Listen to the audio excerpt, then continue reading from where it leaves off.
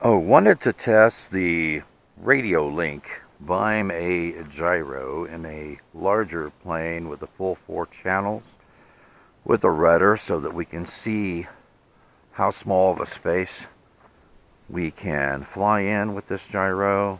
Hopefully you can see it. I've got an SBUS receiver tied into the Radiolink Byme-A Gyro. I currently have it in safe mode. We're going to take off in safe mode and see everything is moving in the proper directions. Check our radio one more time. Left, right, up, down, rudder, left, right. Everything looks good. Okay, so we're going to launch it in safe mode and see how well it does in safe mode in my trusty old OpenTX Ranger G2. Haven't flown in a long time. So, make sure we're in safe mode. Yep. Okay. So let's see how well this gyro does. Alright, let's get out here by the road. I'm going to try and keep the sun behind me, except when I come in for a landing. Very little wind out here today. Alright, here we go. Let's launch.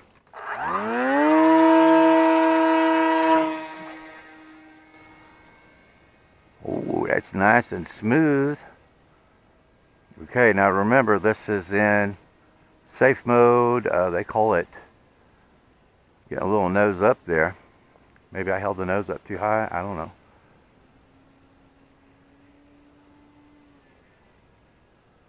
Oh yeah, man, when you got a rudder, you can really fly these in a smaller space. Look at that. That's a pretty tight turn. Check it out. That's what they call stabilization mode, to make it a little less confusing, because sometimes stabilization mode is used to mean different things. So stabilization mode on this means, I thought I was going to keep the sun behind me, and I'm not doing that. And bring it back around here. 6G mode, beginner mode, safe mode, or emergency mode. I'm sure you're all familiar with those different terms. So the mode that the gyro is in right now does self-leveling, and if the plane becomes inverted, it will actually flip it back over. And it looks like I have a pretty good amount of aileron on it too. There's full stick on the aileron right there. So I'd say you're about, and I didn't use any rudder there, so I would say that's about 45 degrees on the aileron, maybe a little bit more, and 45 degrees on the elevator. So it's not super restrictive, and if you use some rudder, like I'm using a little bit of rudder right now, you can really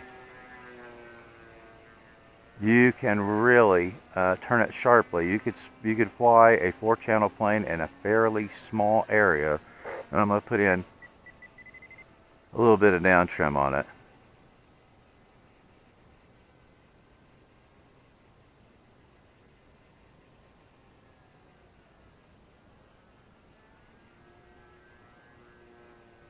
Okay, so that's hands off the stick right there. That's keeping it pretty nice and straight, isn't it? A little bit of drift from the wind maybe. But I am so impressed with this little gyro. I need a little more down trim.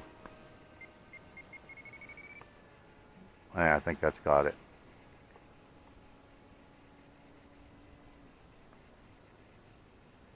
But I'm so impressed with this 3.5 gram flight controller / gyro, and the SBUS receiver that I have tied into it weighs just under 3 grams. So the receiver and the flight controller gyro weigh just under 6.5 grams. That is pretty awesome. And the SBUS receiver I've got in it is diversity. But that really holds its line really well. I'm pretty impressed with this little gyro system. And like I said, the gains that they have on it seem to work really well, because it's not It's not fighting me in the turn, you know? Let's try just a rudder turn and see. Try just a rudder turn and see how it keeps the wings level. Look at that. I haven't even touched the elevator yet. Isn't that cool? Yeah, so after my first couple of review videos on this gyro, this flight controller gyro, I have actually ordered a couple more because I love having something that light, that small, that I can put in even larger planes. I mean, they're great for microplanes, but obviously you can use them in larger planes like this one. This is a 1.2 meter wingspan, and so it saves a lot of space with a SBUS receiver or PPM receiver. It saves a lot of space and a lot of weight. And I love having that parachute. You know, I prefer to fly in manual mode. But having that parachute, if something goes terribly wrong, where you can switch it into safe mode and save the plane, I do like that option. So I think I should probably have them in hand in a week or two. And then I will put those two in some additional airframes. And I think by the time that this video is posted, I should have the Byme-D in my hand too, which I'm going to test out in either a wing or one of my park jets that has Elevon mixing, because the D version, which I guess stands for Delta, whee! I think maybe I held the nose up a little bit too high when I initialized. But that is awesome. Okay, so now I want to gain a little altitude. Am I getting my haptic already? Okay, so now we have it in. Yeah, it looks like I did need to trim out the elevator a little bit. It is now in dynamic mode, which counteracts things like wind gust, but no restriction on angle. See? So we did a roll there. I know my timer has elapsed, but I wanted to demonstrate it in stabilization mode.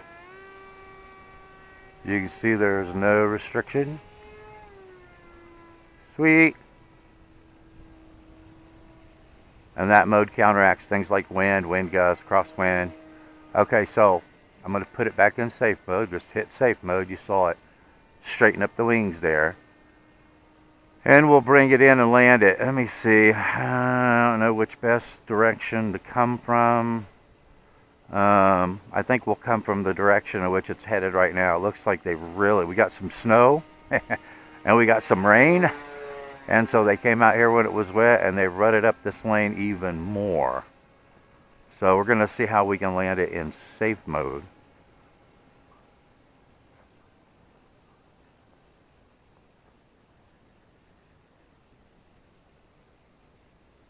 Okay, so I am off the throttle now. We are just gliding. And it's in safe mode. Look at that. Look at that, guys. I added just a little bit of elevator there at the very end. It almost lands itself. So I'm really impressed with this little gyro, man. I am loving this little gyro.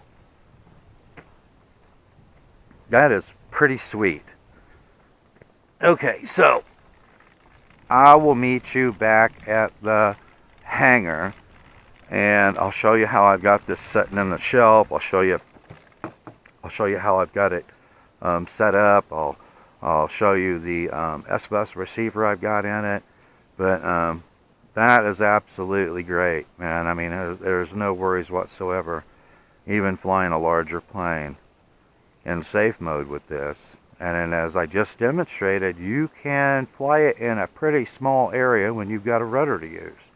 So anyway, I will see you back at the hangar, and we'll I'll show some close-up shots of this flight controller gyro and receiver, because they are very, very small and very, very lightweight. And obviously you can use them on much larger airframes too. So see you back there. So what did you guys think of this old Ranger G2 with the Byme-A flight controller in it. I thought that was absolutely awesome, and that is why I've got a couple more on order, and they are inbound right now. So hopefully the next week I'll have them in my hand. I do now have the Byme-D in my hand, and so I'm going to be putting it, I haven't decided yet if I want to put it in one of my park jets first and then put it in one of my wings, or put it in one of the wings and put it in the park jet. But I think I'm going to test it on both just to see. But the Byme-A is awesome. I'm sure the Byme-D will be too. I'll throw a picture up on the screen right now so you can better see the installation of the Byme-A gyro and the SBUS receiver I've got plugged into it. The SBUS receiver that I'm using for this is a WFly RF 201S, and mine on the board says V02, so I assume that's revision 2 or version 2. It's the first time I've used that receiver, and it's tiny. Like I said, the receiver with the antennas and with the servo cable attached to it weigh just under 3 grams, and my Byme-A gyro slash flight controller weighed what was it, 3.5 grams. So those two together are just under 6.5 grams. I mean, that's less than a full-size, just a full-size receiver, much less a gyro. So I'm real happy about that, and on the picture you can see how little space those two take up. And I love having diversity antennas on the SBUS receiver. Now, I can't tell you what the maximum range is for this receiver. I couldn't find it stated in the specs for it, but it has a very good voltage range on it. It's supported in OpenTX. I was flying this with my TX16S with OpenTX. It is SBUS and PPM at the same time. There's one eccentricity. I don't know if the eccentricity is with the receiver or if it is with OpenTX. Because when I first set it up with SBUS receiver and I chose there's WFly and WFly 2. I think that this was the WFly 2 protocol, and it has RF2XX, I think, is the sub protocol that I use. Anyway, it wouldn't bind to it right away. And on the RF, I think RF frequency or RF frequency mode in the documentation for the OpenTX protocol, it stated 0 for SBUS and 1 for PPM. Well, I couldn't get it to bind until I changed that number. So I changed the number from 0 to 1 for PPM, and then it bound up right away. And then I switched it back to 0, which is supposed to be SBUS, and it bound up right away. So it looked like until I switched that number, until I actually modified that number, I couldn't bind to it. And I did check the failsafe, and the failsafe worked fine too. There was no problem with it whatsoever. I had this plane out probably a couple hundred meters away from myself, and I like to fly close proximity aerobatic flights. So I'm not going to have any problem with this receiver whatsoever, and it's fairly inexpensive. So I have a link to that in the show notes, as well as the Radiolink Byme-A and the Radiolink Byme-D flight controller slash gyro. So I have a couple of these on order. Like I said, I should have them in my hand fairly soon. If the Byme-D works just as well, then I will probably end up purchasing a couple more of those as well. But it handled great. It kept it nice and straight. I tried to hold my transmitter up in front of the camera. You could only see part of it, but I was completely hands off when I was showing that. And the plane was maintaining its line real well. I didn't have the plane trimmed out because I created a new model file for it, but so I didn't have it all trimmed out. Maybe I should have trimmed it out before I did the demo flight. I hate to watch flights where people are spending 25% of the time trimming out their planes. Okay, get it trimmed and then do your demo flight. So I apologize for that. I should have had it trimmed out before I did the flight demonstration, but I had to put in some elevator trim and some rotor trim. And then after I did that, the gyro was holding it nice and sweet. And there's a couple of reviewers that I watch videos, flight reviews of from time to time. And now I know why a couple of the reviewers never fly anything without a gyro in it. Because you guys know that my landings are not stellar, right? And I brought this in safe mode, and you guys saw the landing. It came in nice and slow and smooth, and it didn't waver at all, and it made me look so good when I landed this plane. Now you know that is not typical of my landings, right? So having a gyro in the plane certainly made me look better than I was, if you know what I'm saying. But my philosophy is I'm not going to get any better landing these planes unless I do it in full manual mode. So, but I wanted to do that just for the demonstration purposes, so that you could see that this plane practically lands itself when it's coming in safe mode. Launching it in safe mode makes it an absolute breeze. I'm going to continue to fly my planes in full manual mode. That's the way I like to fly. I think that's going to make me better, a better pilot. But I do like the gyro systems as a training tool if you're just learning to fly planes. If you're flying in really windy conditions, you need a little help counteracting the wind. And what I really like having a gyro in a plane for is for saving the plane if I make a really terrible mistake. Now in 2022 I want to learn to do some more aerobatic maneuvers that I need a lot of practice with. And I don't want to lose a plane in the process. So the reason that I like having a gyro in a plane is so I can learn more aerobatic maneuvers, become better with aerobatic maneuvers. But if I totally screw it up, I can hit the parachute button and save my plane, because I would rather spend more time flying than repairing. So for me, that's where a gyro is a huge help, is as a safety switch, as a parachute. If I do something terribly wrong, and the plane is not going to forgive me for making that mistake in order to save the plane. Or if I do something really stupid like I've done in the past and fly right into the sun and lose the plane. So I love having that parachute on there, which is why I'm reviewing these gyros.